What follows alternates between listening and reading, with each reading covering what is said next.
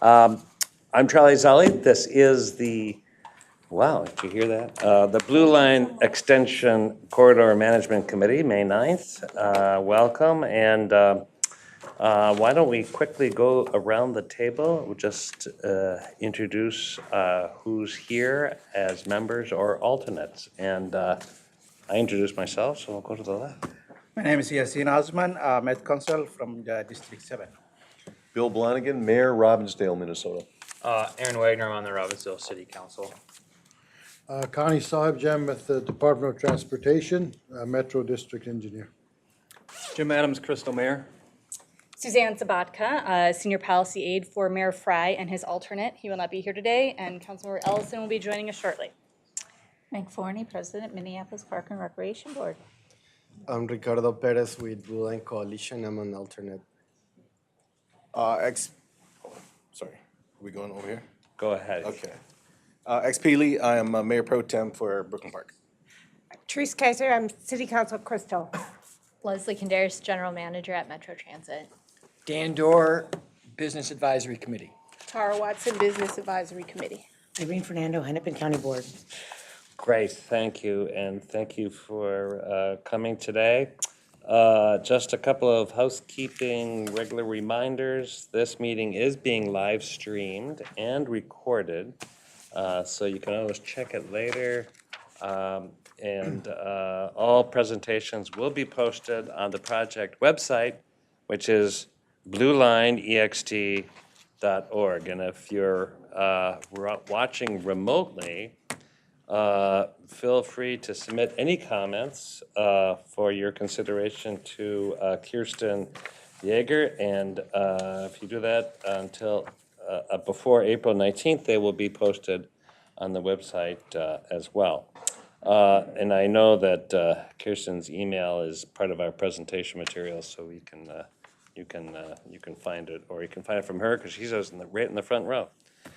Today we're going to have a presentation that was scheduled for last month, but we got so taken away with a great conversation we weren't able to have time to hear about some of our transit-oriented development projects. So that's really important element. And then we're going to have the bulk of our meeting is hearing from representatives of from our corridor cities as well as the Minneapolis Park Board to share their activities on anti-displacement. But first, and welcome Commissioner Green, who is joining us from Hennepin County. First, we're going to hear from members of the public. As a reminder, we have 15 minutes scheduled for this part of the meeting. We like to limit each remark to 3 minutes. There actually is a timer. Fortunately, I am not the timekeeper, but somebody is, and we'll remind you when your time is up. So again, if you don't have time to present, we always are welcoming comments in a written form as well. So first signed up, I believe we have Jerome Johnson. Welcome, Jerome. Thank you. Is this where I go? This is where you go. Where it says guest speaker, it's all yours. You can Okay. sit, stand, however you First like. off, hi, everybody. I've distributed handouts, these guys. So if I get lost in the weeds, first off, I'll be talking about items 1A, 1B, and 2D with any luck. And I've contributed all sorts of details here showing various performance metrics in case I don't get there.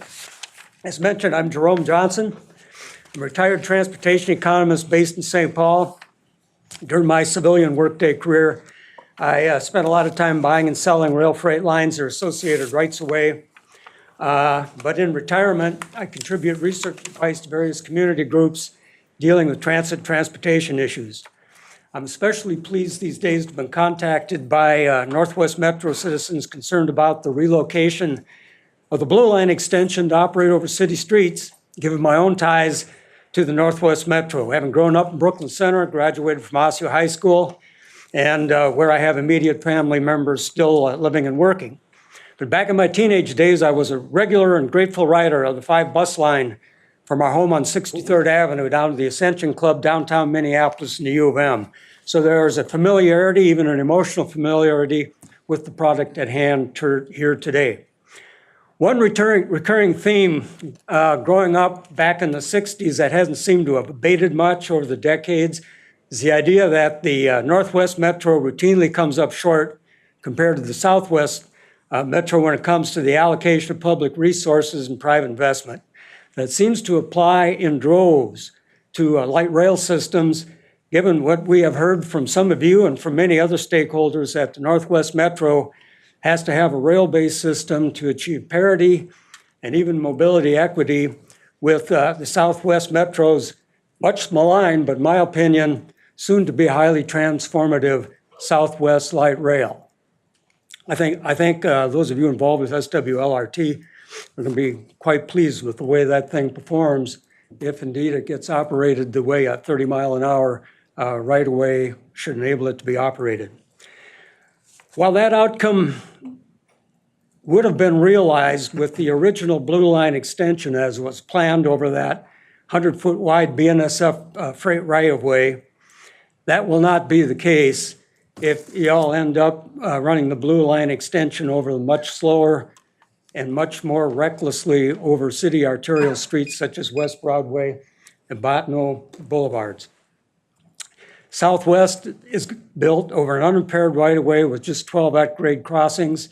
I lost count at over 70 when it comes to West Broadway and Bottineau Boulevard.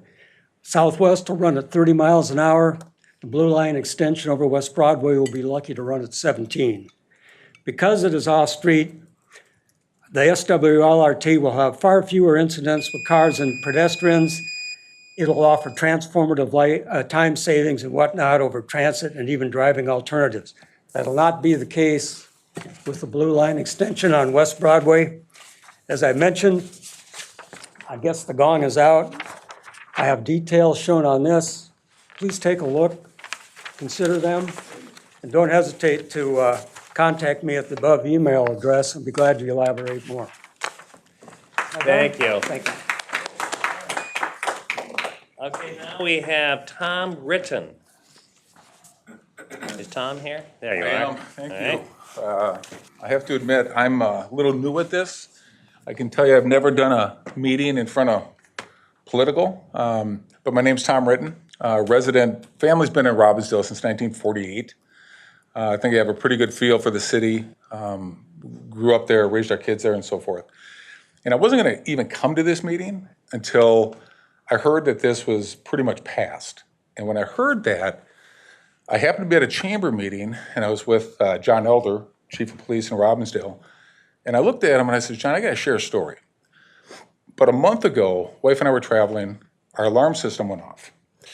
And Robbinsdale police, between security and the police, they were in our house in less than 2 minutes. So I looked at John and I said, John, I'm a very basic guy. I don't have prepared notes. John, you're on the west side with fire. I'm on the east side. Bottineau, or as we call it, 81, runs down the middle. When they tear apart 81, Bottineau, can you assure me that you're getting from that police station to my house in those 2 minutes? Very simple question. And he looked at me and he said, I don't know. That was question one.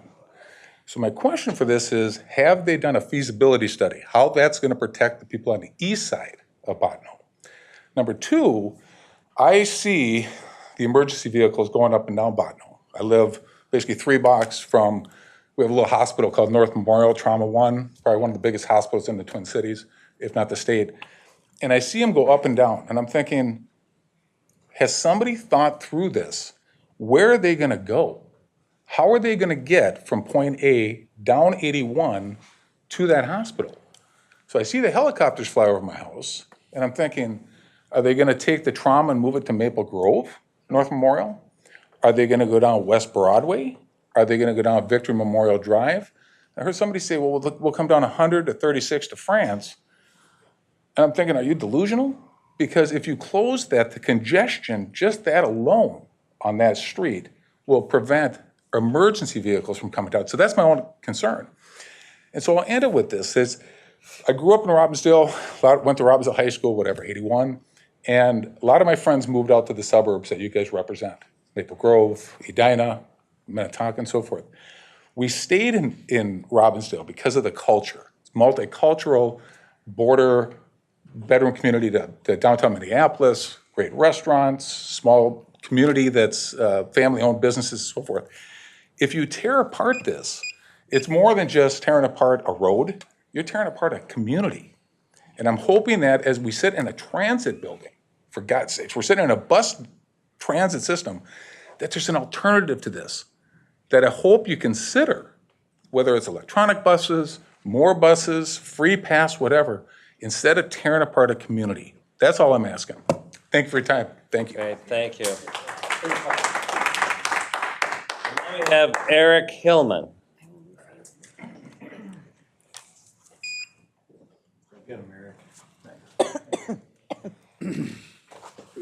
Hello, my name is Eric Hillman. I've been a resident of Robbinsdale for 22 years.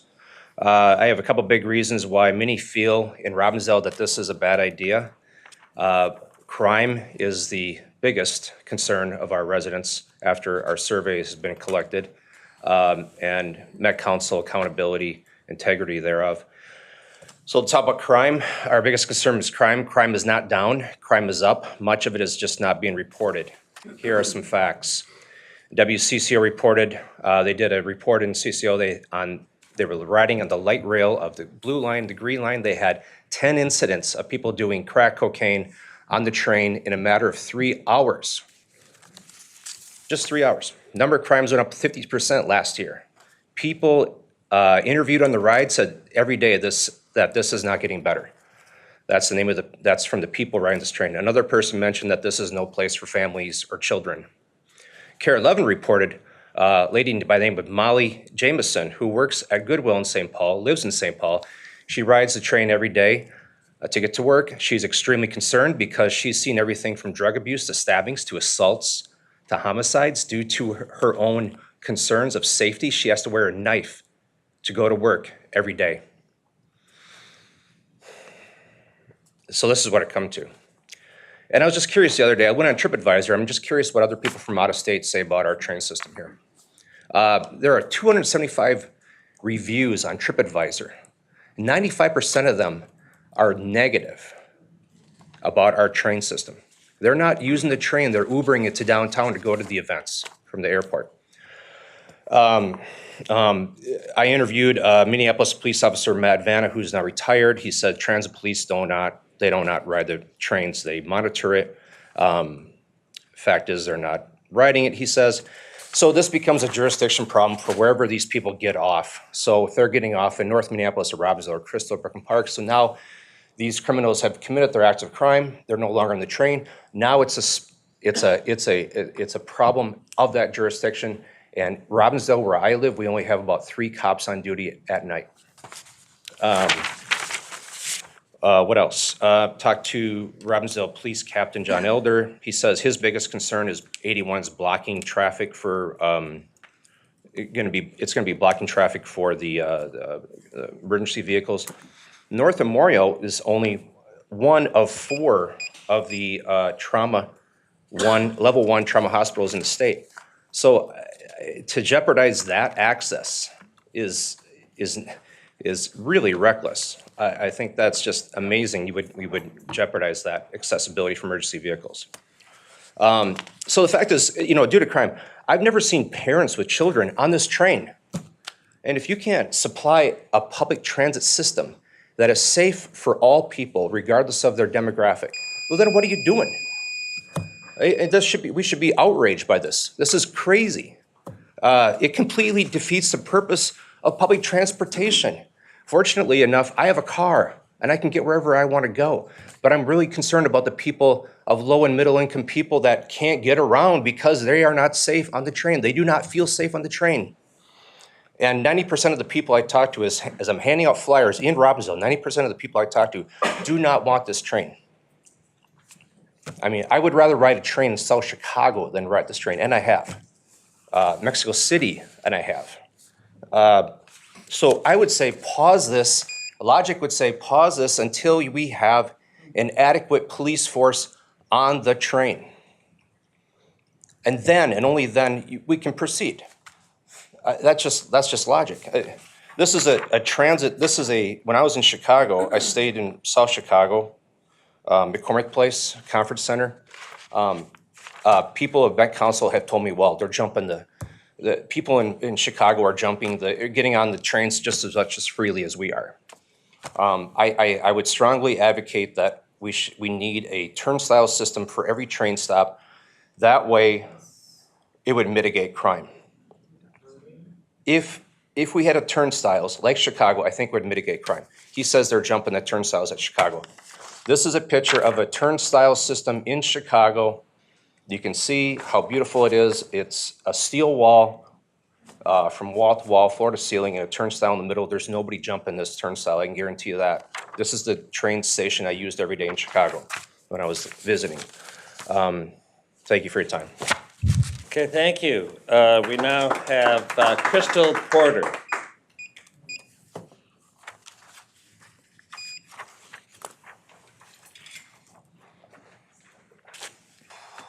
All right, so this is the microphone right here, huh?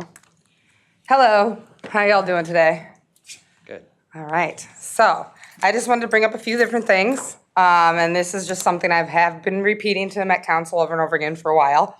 And we have video footage of it being recorded about a year ago, and still nothing's changed on the route in that particular spot. So the three things first, I want to bring up the first one, and it had come to my attention with the newest iteration of the plan that there was supposed to be a stop on Lowry Avenue and where the Parkway is. That bridge was just recently built a couple years ago. It was spent about $13.5 million on building that bridge. And in order to be able to put the train through it, you need about 30 feet. Right now it's 17 feet apart.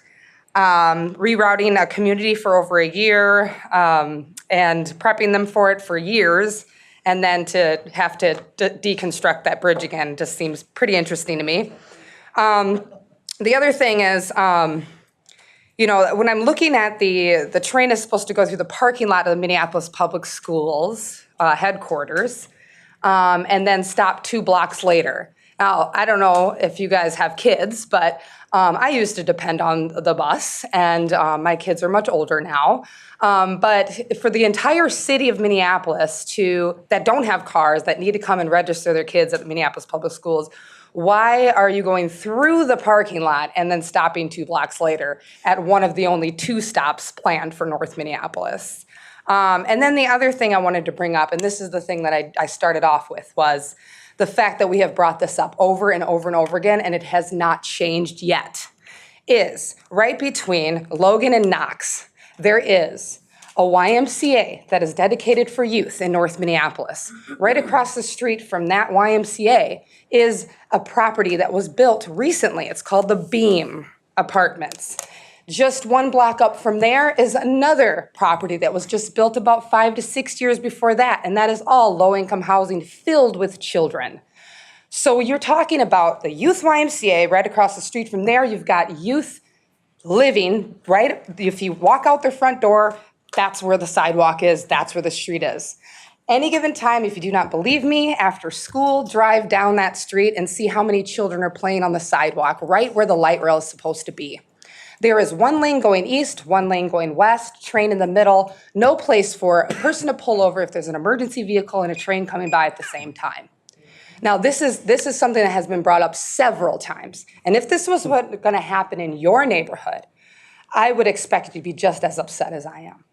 If we have any casualties of our children, this will be a big problem. There will be a lawsuit.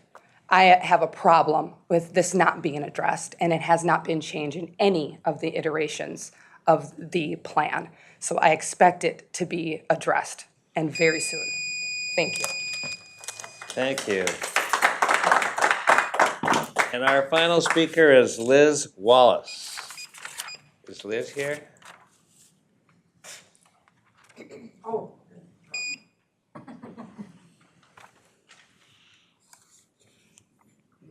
Wallace, is that her name? Liz Wallace?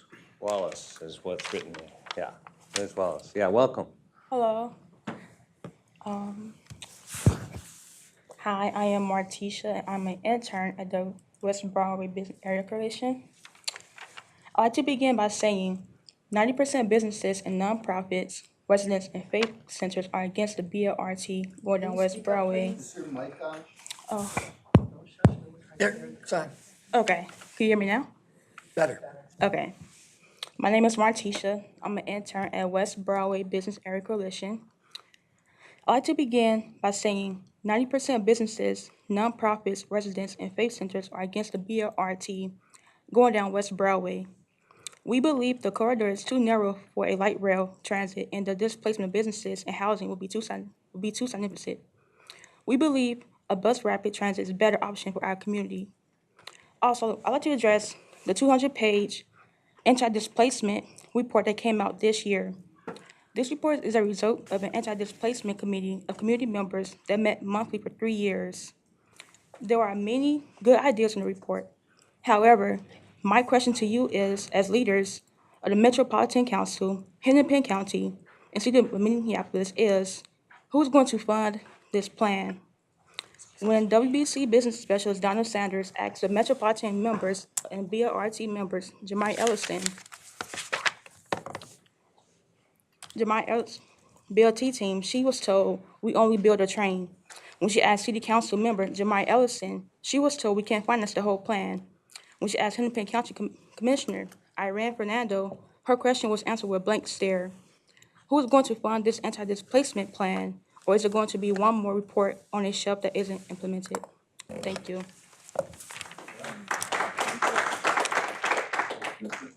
Thank you. Those are all the presenters we've had signed up. I just want to remind you, we appreciate the thoughts and the questions. We will have, certainly, some of that dialogue will be part of the public record, and answers, to the extent this isn't the place for that dialogue, but I think answers and to the extent we've had questions can be answered offline, but certainly public. Let's get to our agenda. We have approval of the CMC minutes from our meeting on April 11th. If there's any corrections, additions, questions, edits, speak now. Otherwise, I'd entertain a motion to approve. Move approval. Thank you. Is there a second? Second. Thank you. Thank you both. All those in favor say aye. Aye. Opposed? All right, those minutes are approved. On to our Community and Business Advisory Committee updates, and we have a number of members here, and I think, is it going to Dan and Tara? Dan. I guess I'd like to begin by saying that concerns, reservations about the current line are frequently brought up in the Business Advisory Committee meetings as well. The nature of the criticisms and concerns are somewhat different. Maybe it's not so much about the safety or crime, but certainly those are reasonable for folks. I think with the businesses and those of us who are leading organizations, the ambiguity about what will happen on the other side of the line being completed, if it were to be completed, ambiguity about what does that do to our ability to function as organizations and businesses. At this last meeting and today's meeting, we'll hear a fair amount about the benefits to municipalities. Some of those reservations are, and criticisms have been focused on, will people still be able to afford to live near that blue line? And will our businesses be able to thrive both now and after the extension? So in summary, we agreed that the highest priority for those of us who are on the Business Advisory Committee is for there to be conversation or dialogue About specifics, I really appreciate our guests talking about real-life encounters with transit and rooted in anecdotes about our experience with transit in other places and here. I want we all want a transit system that allows people to get around the metro and that allows businesses and our cities to be vital. But we need to talk through all of these criticisms and concerns along the way, and we're committed to that. I just talked to Mayor Bill Blonigan about Robbinsdale and having conversation with folks along Bottineau and representatives from the city and Blue Line Extension staff. I know that in Minneapolis, Terry Austin has been talking about a similar sort of dialogue. We need, in summary, to talk with each other, not about each other. Great, thanks, Dan. You wanna add? Dr. Watson, do you want to add? Just to add, it felt more like you had stated at the end, instead of checking boxes to feel like we were in the conversation and not at the conversation.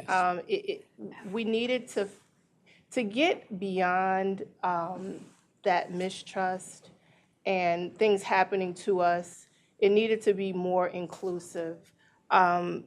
Members of the community, businesses that are being affected by all of this change and things that are happening as a result, we've all been a part of this fear, and we've all had things happen to us, and we're very tired of having and being a part of situations that happen at our demise. And so, all the topics of safety, crime, parking, not getting the business support, what happens to us before, during, and after construction, not getting the support that we need before, during, and after. These are all real concerns, and there's conversations, there's meetings, there are convenings, and just not getting answers. But we're going to add that to a document, and there are documents for documents, and there are lists, and there are lists on lists, and nothing, we're not really getting answers, because this is all being compiled into this master document of nothing really happening, because there are all these things happening in tandem. And nobody can provide real answers, because this is all a working, living document to an end that will eventually be something.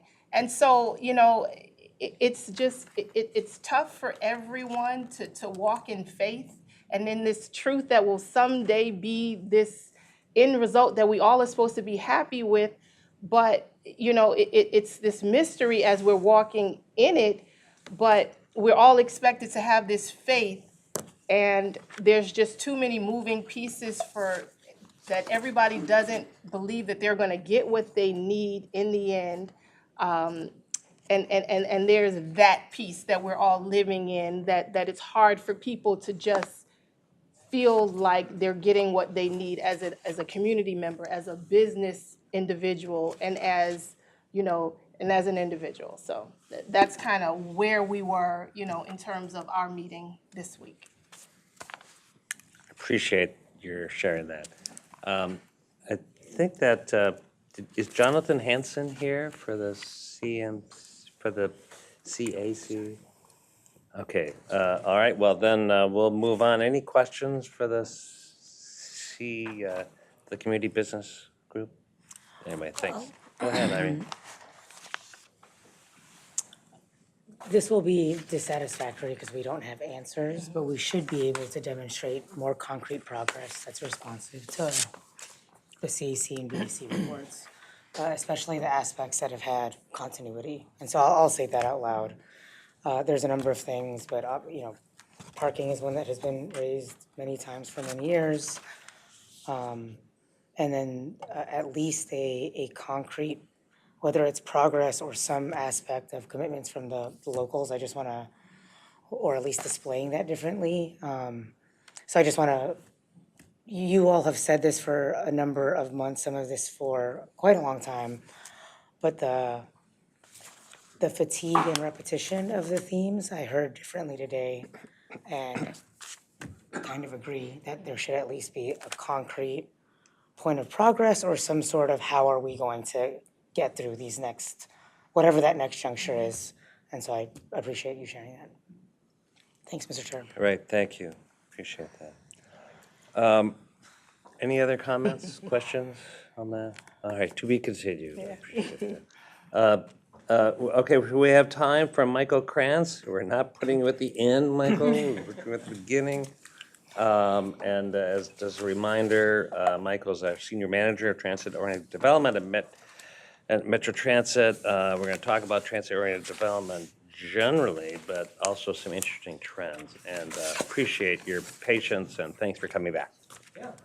Mr. Chair, committee members, thank you for having me back. I'm Michael Krantz, Senior Manager of Transit-Oriented Development for Metro Transit.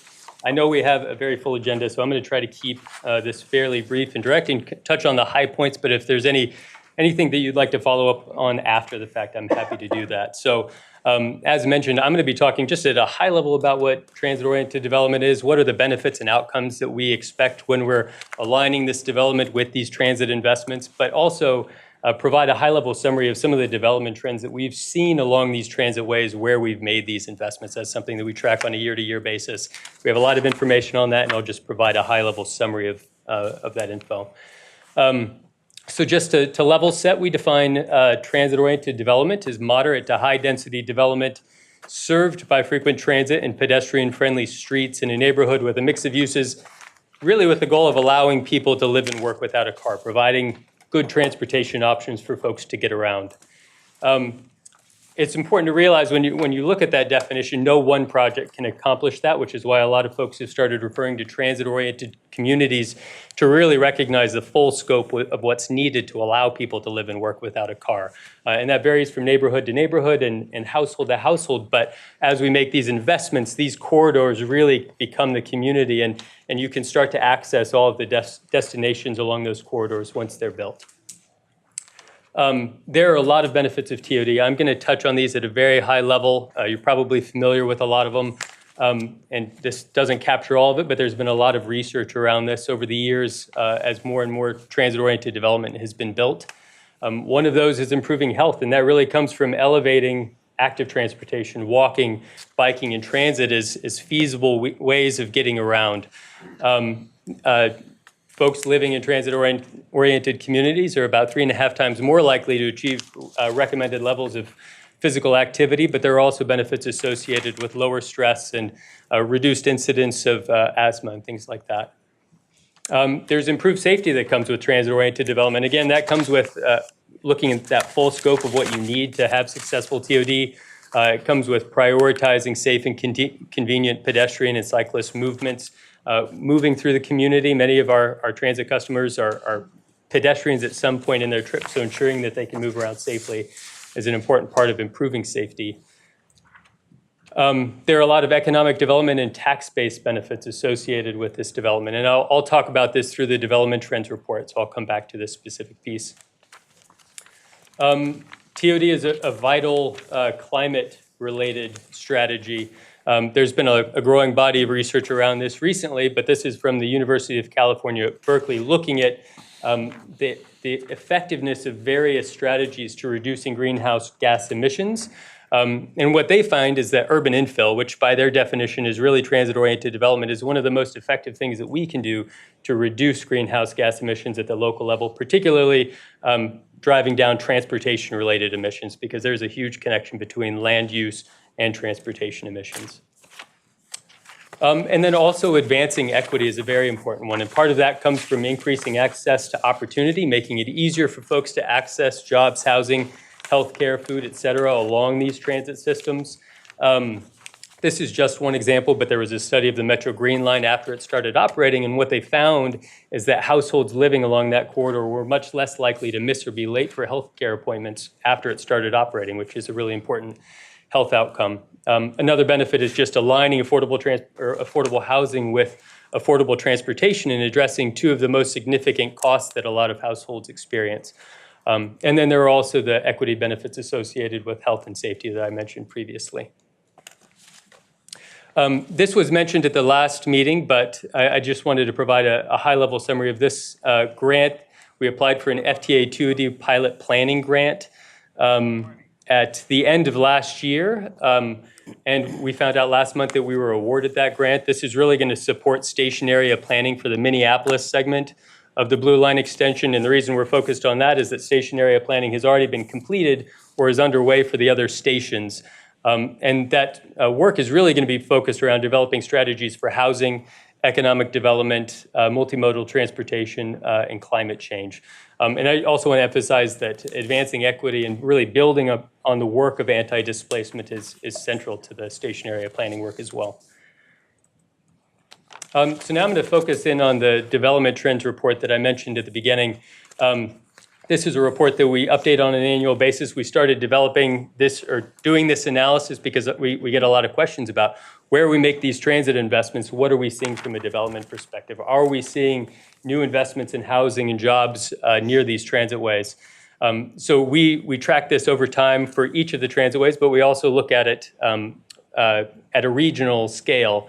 And we have a lot of information, so if there are any questions about this, I'm happy to follow up after. But just for context, we're looking at all multifamily permits in the region over the past 5 years. And what I'll note is that high-frequency transit serves about 3.2% of the region by land area. But since 2009, over 34% of all regional development and 43% of all multifamily development has been permitted near high-frequency transit. So a really high concentration of the region's development has been permitted near high-frequency transit ways. And that, just in total, that's about $16 billion in development, and over 50,000 new housing units have been built near transit since 2009. This is just looking at the most recent year of permit data in 2022. What you're looking at in yellow is our multifamily residential, red is commercial, blue is public and institutional, and purple is industrial development. 2.4 billion permitted along high-frequency transit in 2022, over 8,300 new multifamily units. But we also wanted to take a look at that share of development near transit, and it's even higher than what we've seen historically. So over 40% of regional development and over half of all multifamily units were permitted near high-frequency transit.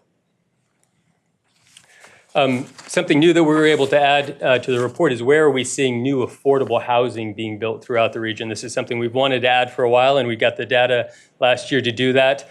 We break it down by transit line and affordability level. So yellow's housing affordable at 60% of area median income. Orange is affordable at 50% of AMI, and blue is affordable at 30% of AMI. And what we've seen is that over half of units in the region affordable at 60% of AMI have been built near these high-frequency transit ways. Close to 80% of all units affordable at 30% of AMI have been built near high-frequency transit. Another question we get when we talk about all of this development is what does that mean from a tax-based perspective? So we've started mapping that just to track what those trends are. What you're looking at here is property tax per acre for the region. Dark green areas are generating up to $15,000 per acre in property tax revenue. And those parcels in dark purple are generating over $1 million per acre in property tax revenue on an annual basis. And here you're looking at just those high-frequency transit ways again, but going back in time to 2006 to show how those new developments have impacted these station areas. This is that same map again for 2022. And I think this has not been adjusted for inflation, so that's an element here. But I think what's really significant is a couple of things. You can really see where that new development has happened when you compare the two. But the other piece is this area accounts for 2% of the rateable or taxable property in the region, but it generates over 25% of the region's property tax revenue. I'm just going to zoom in on the Metro Green Line here. Again, we do this for all of our transitways, but this is a project that's been operating for a while, and there was also a lot of work to support transit-oriented development through the planning and zoning work that happened along this corridor. We've tracked over 7.8 billion in permitted development along this corridor since 2009, and over 21,000 new housing units along this corridor alone. And also a lot of projects that are planned along this corridor. So there's been a lot of development, but also a lot more planned too. And again, this is that same map for the Metro Green Line in 2006. And this is what the corridor looks like in 2023 from a property tax perspective. So property tax revenue in this corridor annually has increased 300 million, and most of that is driven by this new development. Yes? I assume that's not adjusted for inflation between 2006 and 20. Yeah, that's absolutely true. So there is an element of inflation that is built into this. And we're looking at some ways where we might just be able to account for that over time so it doesn't, so you can really identify where the new developments are. But I would say most of what you're seeing here are new projects, but you're right, that's absolutely correct. Thank you. Yeah. And just to illustrate that, because I do get a lot of questions of how much of that increase is really driven by existing properties versus new developments in this corridor. I just pulled a case study from Prospect Park where there has been quite a bit of development since this project began operating. On the left, you can see how much that property tax revenue has increased from an existing multifamily and an existing single family. And it's quite a bit below the regional average, which is also below that increase from the Metro Green Line. And really what's driving that increase in the Metro Green Line itself is the new development. So that new affordable housing and that new mixed use drove property tax revenue up 1,400% in those station areas. And that's really what's driving that increase in tax base in the corridor. Mr. Chair. Go ahead, Mary. Thank you. Just a quick question. Yeah. These statistics are about this geography. That's correct. Okay. Yep. Thank you. Yeah, absolutely. In closing, I just wanted to share a couple quick slides. I think it's worth noting that there continues to be a lot of demand for people wanting to live in dense and walkable neighborhoods served by transit. You may be familiar with this, but this is a survey by the National Association of Realtors looking at community and transportation preferences across the country. And what they found in their most recent survey is that compared with previous years, 2023 showed the biggest advantage for denser and more walkable communities, even over pre-pandemic surveys. So that demand for these neighborhoods continues to increase. And I think that's good for a lot of reasons when you consider the benefits of TOD, but it also represents a risk if we aren't building enough housing in the right places to meet that need. Dan, Chair, can I have it? go ahead. Thank you. You want to go back to this slide? Maybe you can address this later, and I appreciate hearing about the value, in a tangible way, the value of mass transit. And maybe could you touch on a little bit about the advantages or disadvantages of light rail versus alternatives? Because that's one of the things that people are asking about is, what about bus rapid transit versus light rail transit? And part of, I'm being helped by the gentleman holding the sign right behind you, Michael, so thank you. If you could take time a little later in the presentation or now just to address that. Mr. Chair, I'd be happy to go ahead and talk about that. And the report that we have on the website does do a breakdown for all of our transit ways. So we have started taking a look at our BRT corridors. I think the A line was the first arterial bus rapid transit line that we built, and we do have information tracking that development activity, and we have seen quite a bit. It's far newer than our light rail line, so it's hard to do an apples to apples comparison, but I'd be happy to share that information if you're interested in digging into what what development we've seen along those corridors as well. Thanks. Yeah. Go ahead. Thanks for the presentation. If you could go back maybe one slide. Yeah. So I know you're looking at property values in terms of like on or near the line development. Do you have any information on property values affected for residential areas behind those areas? Mr. Chair, so just to clarify your question, are you looking at outside of that station area? So we often define a station area as a half mile. You're talking about further away. Right. We have not done that analysis, but I know that was actually part of the anti-displacement report. They looked at what are we seeing for property values in these station areas, and how does that compare to areas that are a half mile to a mile away? And what they found, I mean, I can just paraphrase some of the results of that, but they found that it's increasing in both fairly quickly. Right. And I'm not going to speculate as to why that is, but that was kind of the finding from that. And it's also not they noted in that report it wasn't a statistically significant analysis. They're just looking at what those trends are. Okay, thank you.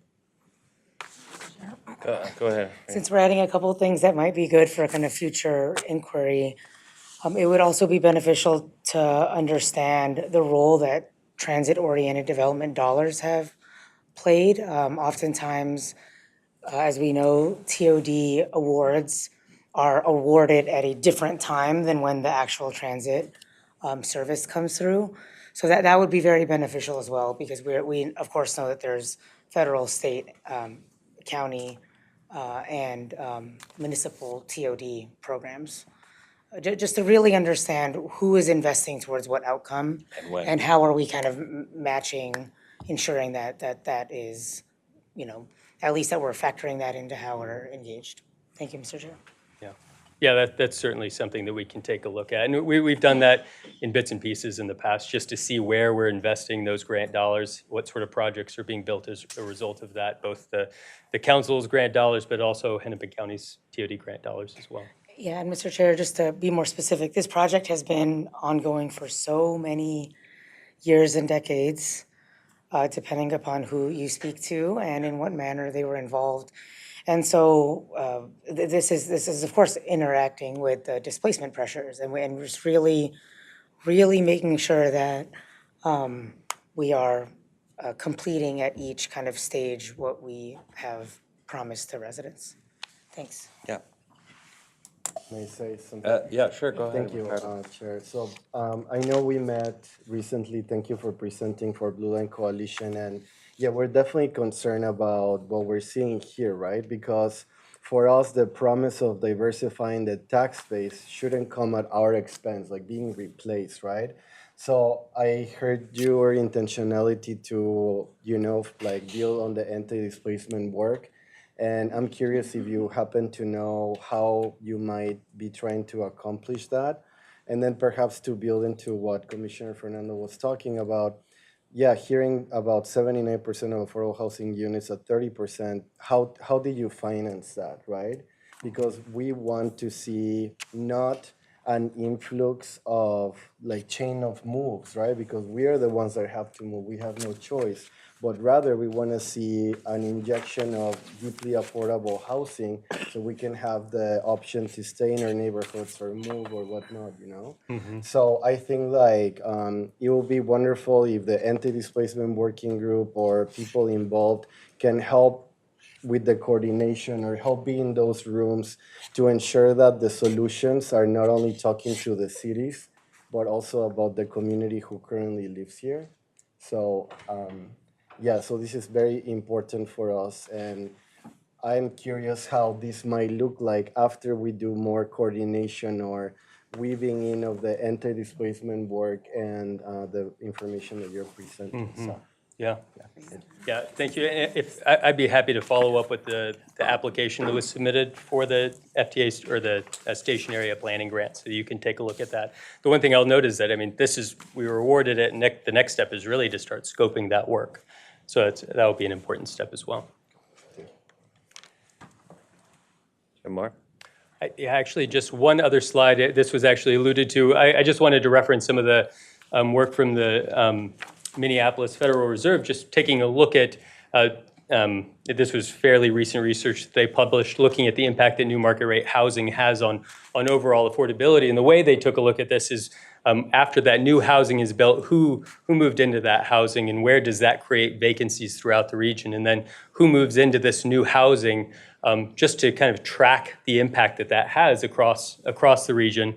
And what they found is that 100 new market rate units leads to 70 new vacancies in lower income neighborhoods, which is helping to reduce some of that pressure on affordable housing. But that generally increasing that housing supply is part of a much broader strategy to help increase overall housing affordability. And that isn't meant to undercut investments in affordable housing or other strategies to prevent anti-displacement, but it seemed relevant given the fact that we saw 50,000 new housing units built in the region since 2009. So that's the end of my presentation.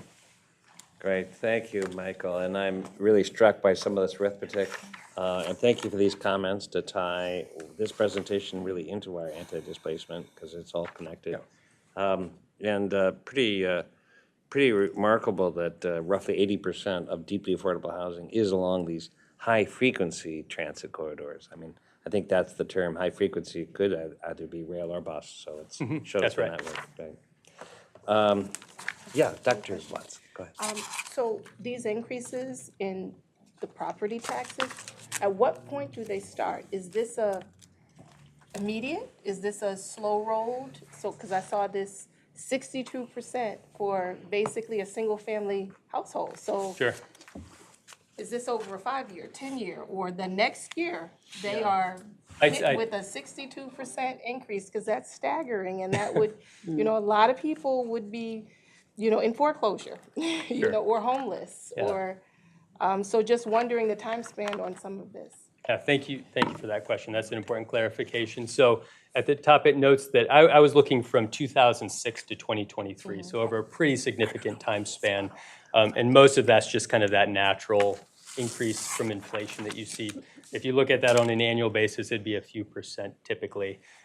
So that's what this is showing. I picked 2006 because that's when the project entered project development, and that's typically when we see some of that development activity along these corridors, and then just tracked it to today, just to see what So that by changes. then, we're at the 62%. So we're kind of tapped out at this point, and so you don't expect that it's going to be more of an increase as we get closer to entering project, construction start or completion. So that's kind of more where my question is. Sure. Like, I would anticipate that would increase as we, get into project start. Sure. More growth. Yeah. Or increase. No. I'll be honest that this doesn't really dig into those specifics around here. We're just kind of tracking that change over time and then comparing it to some base cases. So we looked at within the station area compared to the region as a whole, which is what that 104% is. Again, between 2006 and 2023, which is 17 years.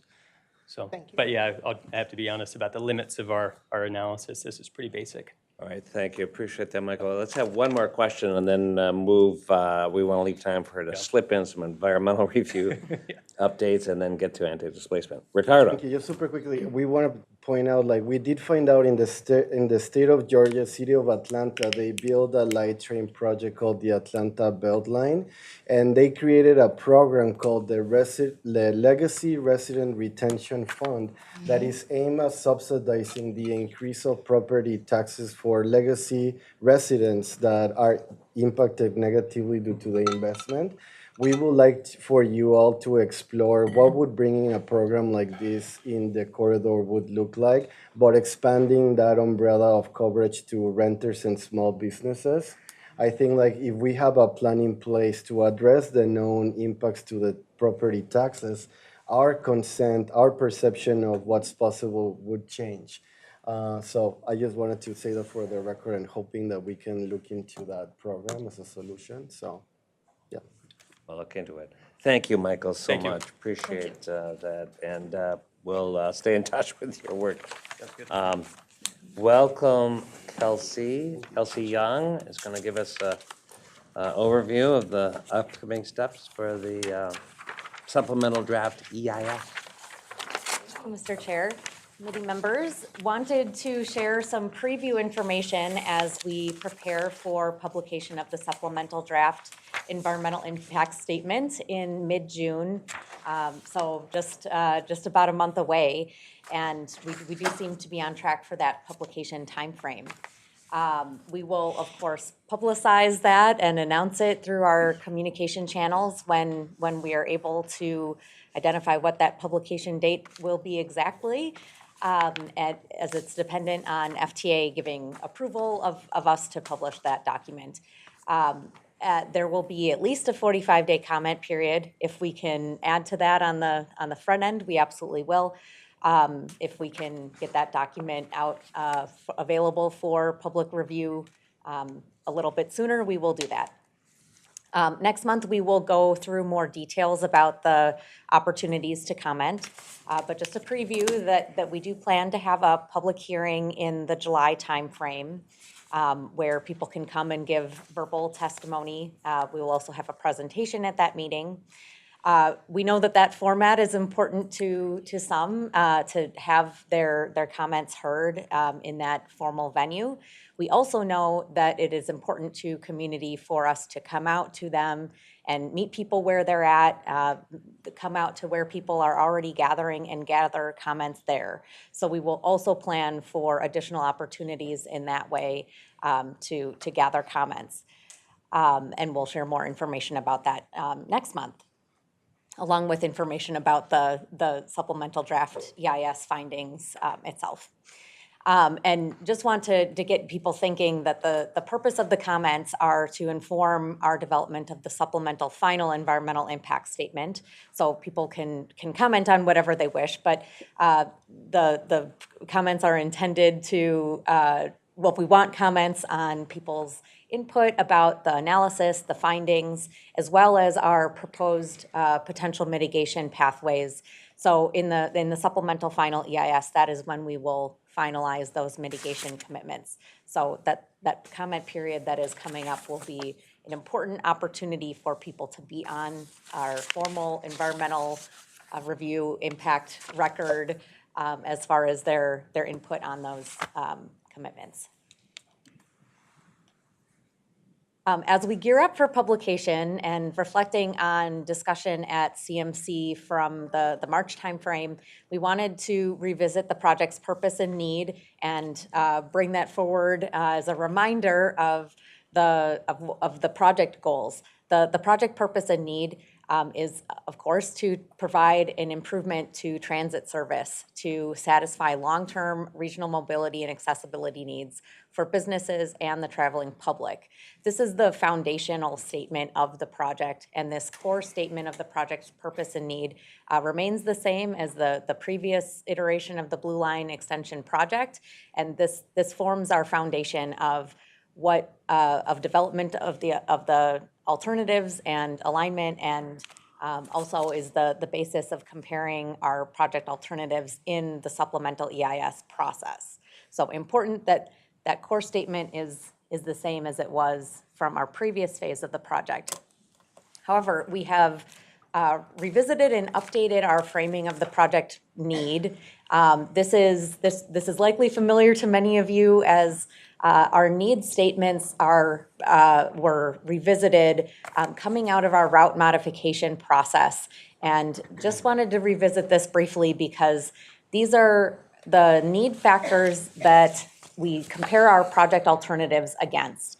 And to say that there are reasons for doing this transit project that go beyond strictly the metrics that we talked about back in the March timeframe of ridership. Of course, ridership is an important measure, but there are other reasons to be studying and proposing this light rail expansion.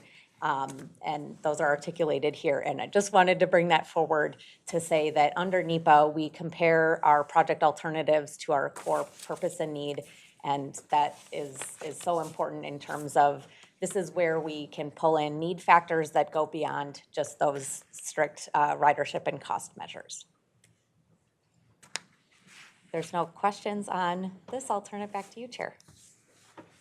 Lovely. Well, thank you. I appreciate that, Kelsey. And I've gotten a couple of questions before, which is, will the public be viewing comments that are submitted during the public comment period? I mean, is this fully transparent, or do we wait till the end when we, and the other question is, will there be public hearings? Can we have a kind of a readable transcript as part of the website along the way? Yes, Mr. Chair, committee members, we will plan to publish the comments received on our website. We'll likely look to do that after the comment period closes so that we can compile them and organize them. But we will plan to make those available so people can see the full range of comments received. And just another step in the process is that we do respond to those comments in the supplemental final environmental impact statement. But knowing that that step occurs later into next year, and for the interest of being transparent about the comments received, we will plan to post those after the comment period closes. Okay, great, thank you. Any questions for Kelsey? No, okay, I appreciate that a lot, thank you. All right, let's jump to our anti-displacement updates.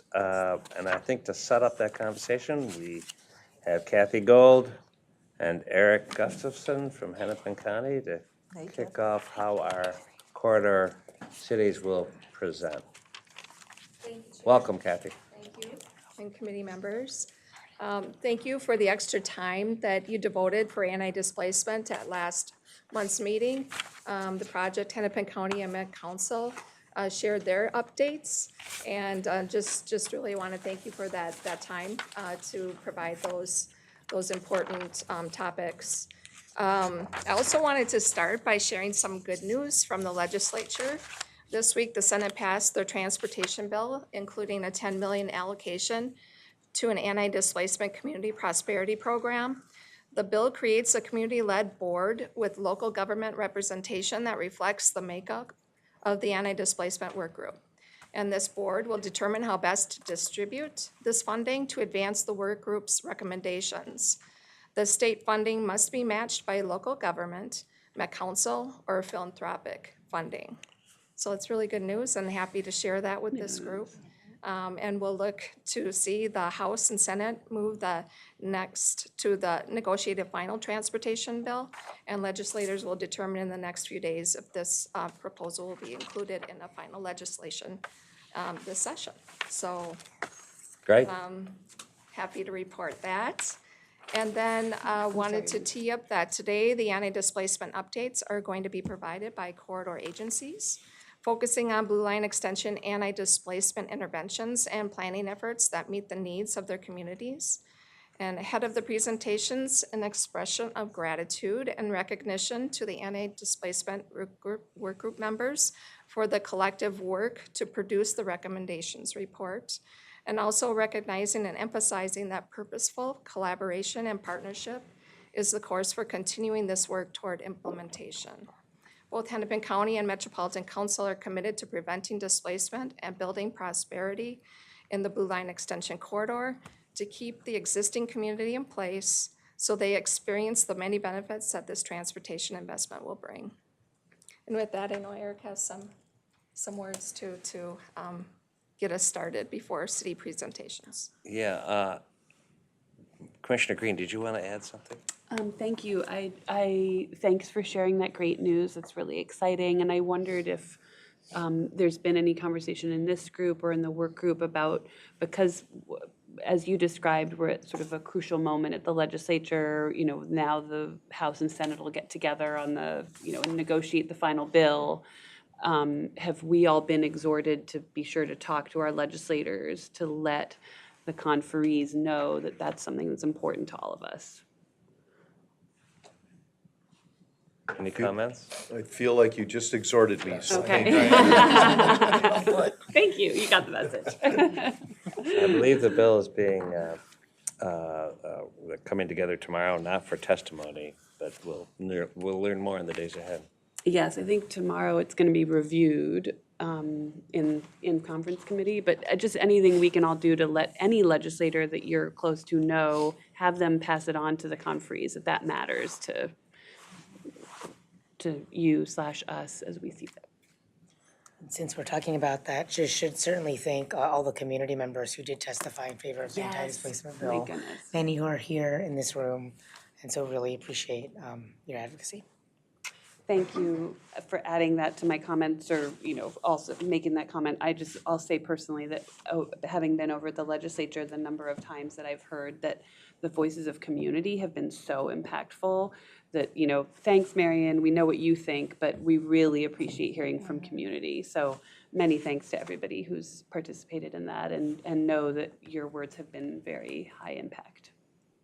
Thank you. Could I add something super quickly? Thank you so much. And yeah, it's very exciting. I know that the legislative session is not over yet, and it seems like every day brings us a new surprise. So I don't know if I should celebrate yet, right? But I would say like our commitment to this work goes very deep, and that's why we feel so much ownership, and our intentionality for this to work has very high expectations. And that's why like it's important that while we secure victories at the Capitol, that the work on the ground continues to move at that same speed.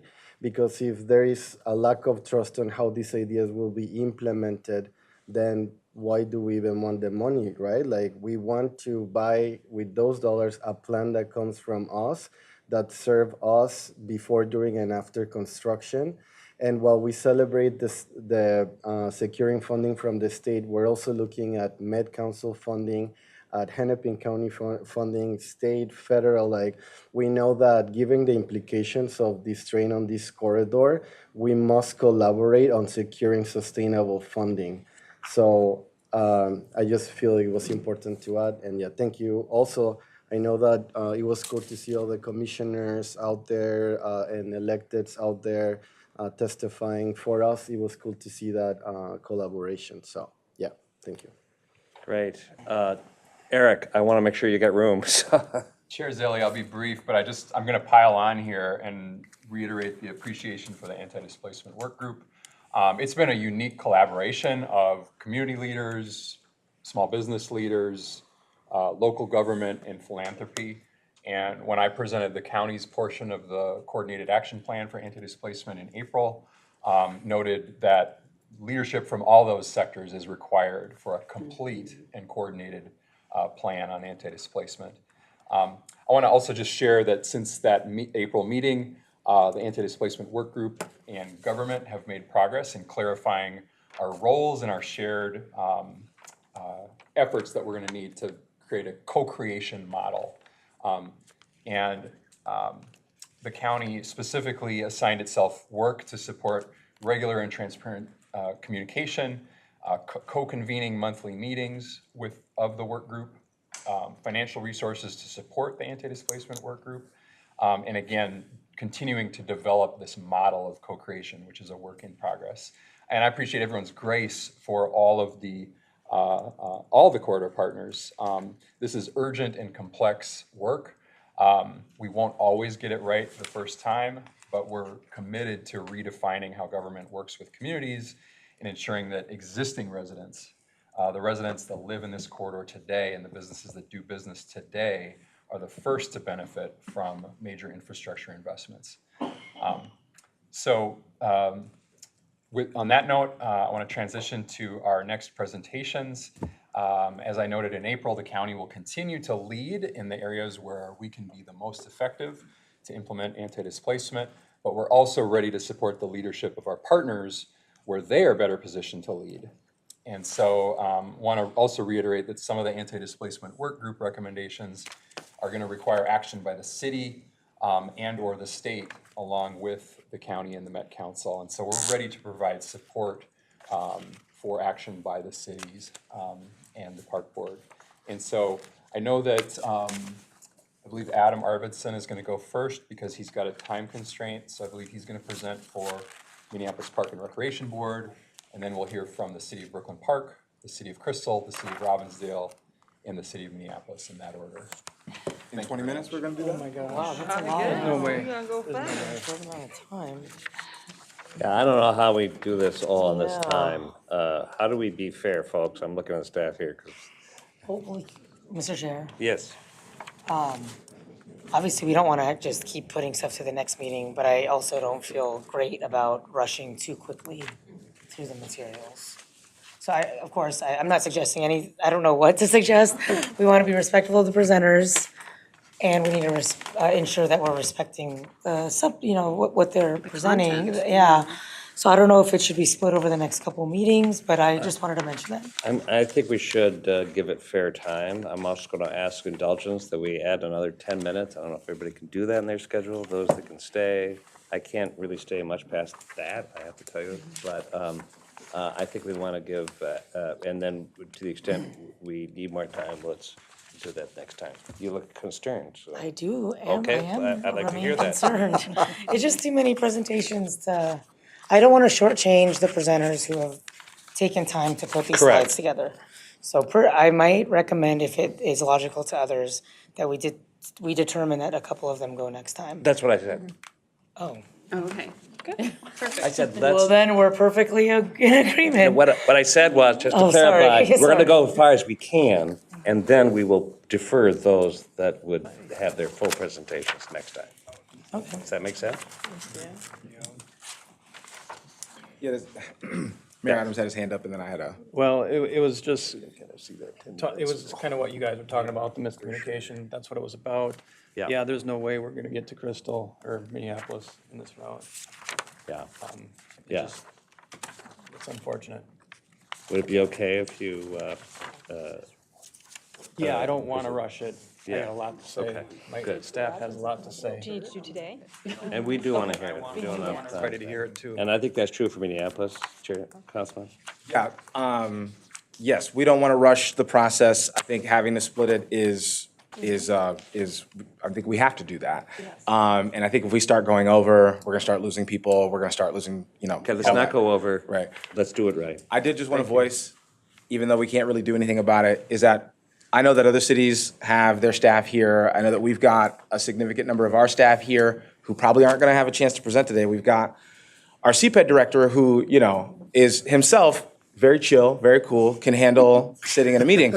But just objectively, regardless of who the CPED director is, it's a waste of city resources to have them sitting here for 90 minutes and not be heard. So that's not just true for Minneapolis, that's true for every city as well. And so I just, if we can be mindful of like how we're managing time and how we're making sure that folks aren't asking, because we're just coming from down the street, so like, no harm, no foul. But, you've got other cities coming from a little bit further, and it just feels like, we got to respect people's time.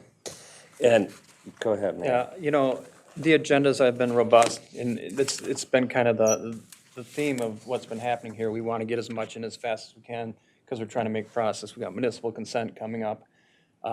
Let's not get ahead of ourselves. Let's start making it less robust so that we can actually have good, thorough communication between the agencies and the committee here. So yeah, we're concerned about the moving timeline, right? Like we have the environmental impact study being published in June, followed by municipal consent. I do know there's like a community meeting scheduled for May 15th. And I'm curious, like, how can we bring this out into the public? Can it be a separate special meeting where the cities are presenting their anti-displacement progress to the public? And I agree that perhaps if this is gonna be the most robust discussion item, that we put it at the beginning of the agenda rather than at the end for the next meeting.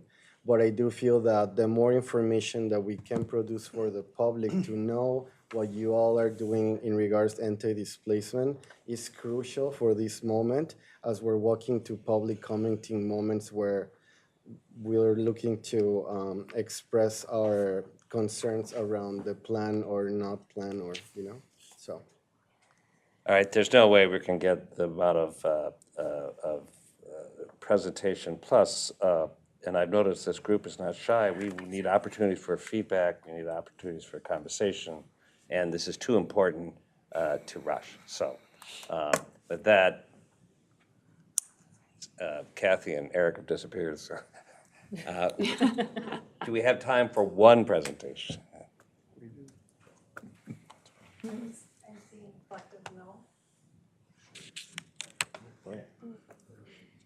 I think we should just move them all, Chair, and we'll just. put Let's that move them as all. of next All week. right, I'm, and I really apologize. I think this agenda, to have 20 minutes to pack all that in is just, was never realistic, so. With that, do we have opportunities for any feedback or anything that anybody else would like? I mean, if I may, the Anti-Displacement Working Group was the group that was referred to earlier, composed of community members, city staff, Hennepin County, Met Council. The group has not been convened officially. I believe it might have been convened once, but it hasn't been a consistent presence. That working group, I think, is the perfect place to have this kind of discussions in preparation for a presentation like this. We would like to see a calendar of those convenings. We would like to know the agendas beforehand so we can be prepared to attend those.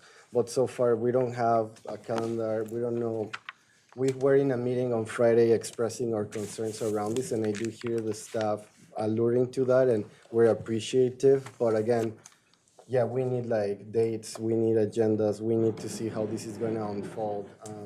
And we also don't want finger pointing, right? Like, well, this is on you. This is like, I think we all need to collaborate to make sure that this does move forward. So I just wanted to say that what's going on with the working group, let's bring it back. There is collective yeses from the coalition that we work with and other people that I know are interested in the working group on being reconvened. So I guess since we have some time, I just wanted to say that. And Ricardo, I'll just say it publicly, I think we've had a few false steps with the working group, and it's really important that we re-engage that partnership. We want to not just co-create a report, we want to co-create a process that is ongoing throughout this project. And we appreciate your patience and your willingness to speak up, just as you've said now, to not only establish agendas, but to ensure that we're moving together on such important work. And I know, speaking for Met Council, and I know Hennepin County feels this way, this is groundbreaking. It's new, so it's awkward, but we have to figure this out together. And it's really important for it to have impact. And we know that it is better to take the time than it is to rush it and not get it right. So. Councilmember. If I could just, maybe piggyback off of what Ricardo was saying. I know that the Anti-Displacement Work Group has been sort of a bright spot, at least in North Minneapolis, because I know that there are folks who, in no uncertain terms, will never wrap their minds around supporting this project if the suggestions and recommendations out of that work group don't feel credible and secure and actionable. And so I want to make sure that the leadership of the work group is clear, who's hosting, who's leading, who's moving the work forward. And I also want to make sure that we're, and when those things aren't clear, it can erode trust, it can erode credibility, and I don't want to see that happen. And so whatever's needed to get things rolling, to get a calendar, I'm here to be helpful to that end. But I really think that not only maintaining the work of that group, but also maintaining the credibility of that group is really important, because with some of the members in that group, they are, in some cases, really holding the line on there not being even more of a groundswell of folks who are really skeptical of this project. If they're not holding that line, I think we start to hear from a lot more people, a lot more forcefully about their concerns, their skepticism, their hesitation, and I think that that would be a mistake. So just wanted to, Ricardo basically just said that, but I just wanted to reiterate, I really think that the security of that group and to make sure that folks in the Anti-Displacement Work Group can show up here and say, hey, we're doing our work, it's coming along well, is really important, and that it not feel like, hey, when are we meeting next? What's official? Are we respected? Are we moving forward? Those questions, I think, are going to start to really erode trust in this project. Absolutely. Thank you for expressing. Go ahead. Thank you, Chair. So these presentations that we're going to be today, they're going to be pushed off for another month. Yes. Would it be possible? I really like the idea of maybe, taking this to community, what about a special meeting in between now and then? That could be at a bigger forum where more community members can come also participate as the cities present their anti-displacement information. I think that's been suggested. I think that's something we ought to fully consider. But I'll tell you what, before we commit to that, we'll check and see if we can work with various entities and see if we can have a larger venue. I think that's a great idea, And personally. there is a meeting scheduled for May 15th. So I think adapting the agenda for an already scheduled meeting that's already been announced could send a good message at our urgency to hear this progress due to the evolving timeline of the project. So sorry, not to cut you off, but I just think like why creating another event seems like there's something already aligned, so. We're going to hijack an existing meeting. Excellent idea, Ricardo. Thank you. Any other, Mayor? I just want to comment on that idea. It's just having it more weighted on the cities than compared to the Met Council, compared to Hennepin County, doesn't seem like a level playing field. We would get an awful lot more attention in terms of emphasis on what our comments are relating to anti-displacement, and it's not necessarily a city project. It's a regional project, and then all of a sudden, we're going to get the public pressure based on whether we agree or disagree with some of the components of it. I don't think that's right. Okay, fair. Mayor? And then to make it more likely that people watching online and here do what Commissioner Green suggested we do, Ms. Gold, do you have the House file number of the $10 million? And maybe by the end of the meeting, not right now, just maybe tell us all the House file numbers so we're better at directing our comments toward our legislators.